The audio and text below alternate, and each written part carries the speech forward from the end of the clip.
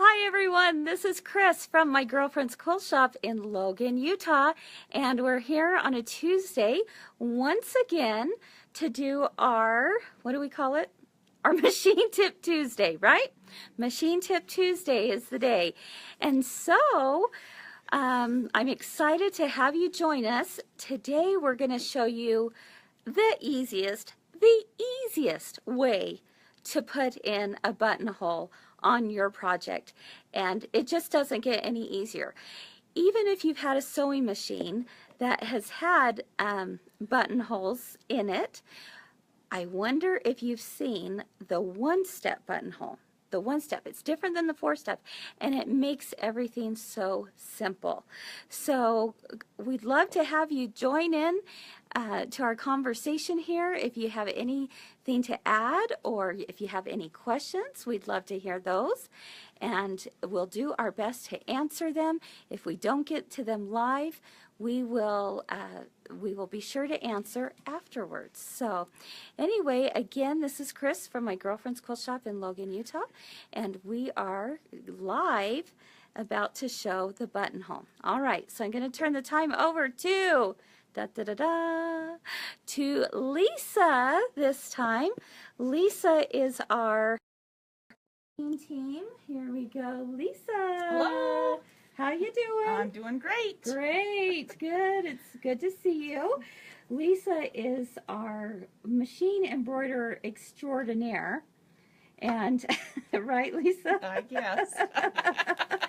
And, of course. yes, absolutely. But today she's going to show us how to do it on the machine. Do you see that it's live by chance?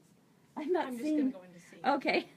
I'm not seeing anyone out there. So if you are out there, make sure and say hello and let us know you're here, because I'm not seeing any. Oh, there we go. There we go. Here we go. Hello, Jan and Denise. Thank you for joining us. And we've got more and more people getting on as we go. Okay, so back to what we're doing. Lisa is going to show us one of her favorite things on the sewing machine. And first of all, Lisa, what machine are we doing right now? We have the Aria. The Aria. So this is the Baby Lock Aria. Beautiful machine here, right? Mm-hmm. Gonna just get in your personal bubble here, Lisa. That's all right. And you're gonna show us how to do a buttonhole. So yes. Let's take a look first, right over here at this screen. What are we looking at? These are all the different buttonholes that we can choose from. Nice. And I've kind of chose this keyhole. Okay. Buttonhole. Who knew there were that many buttonholes? Really? Seriously? That many buttonholes? That's crazy. That's a lot of buttonholes. Don't you think? I think there's quite a few. But the nice thing on this machine is you can just see it right there. You'll hit it, and then you can see the picture of what the buttonhole is going to look like, and it even tells you to put on the 8 foot. Right. Okay, so explain to me this process. How are we doing this, Okay, Lisa? and actually what we're going to do is we're going to, like you said, we needed to get the 8 foot out. And what we're going to do here is we're going to just drop our other foot off that we've had on our machine. Okay. It was very nice and easy.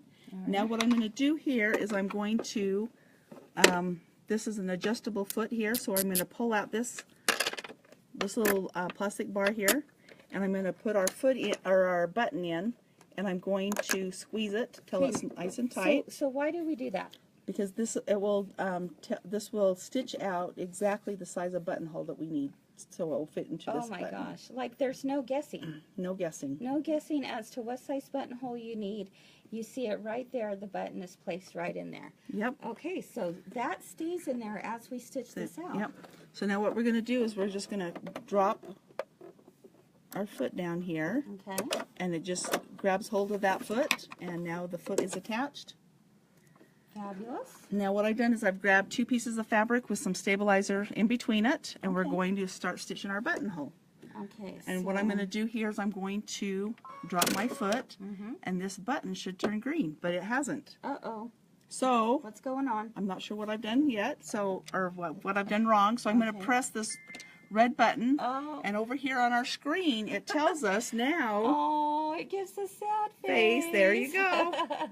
That we need to lower our button foot lever. Okay, so let's take a look at what you're about to do. So over here on there is a little gray lever here you need to pull down, and there's a little bar here on our buttonhole foot that you need to put this plastic bar behind, or our lever, because that way it's going to tell us how big to make our buttonhole. It will stop and then we'll move. So even if you forgot that step, basically you're telling us that the machine won't let us mess up on this, right? Nope, it sure won't.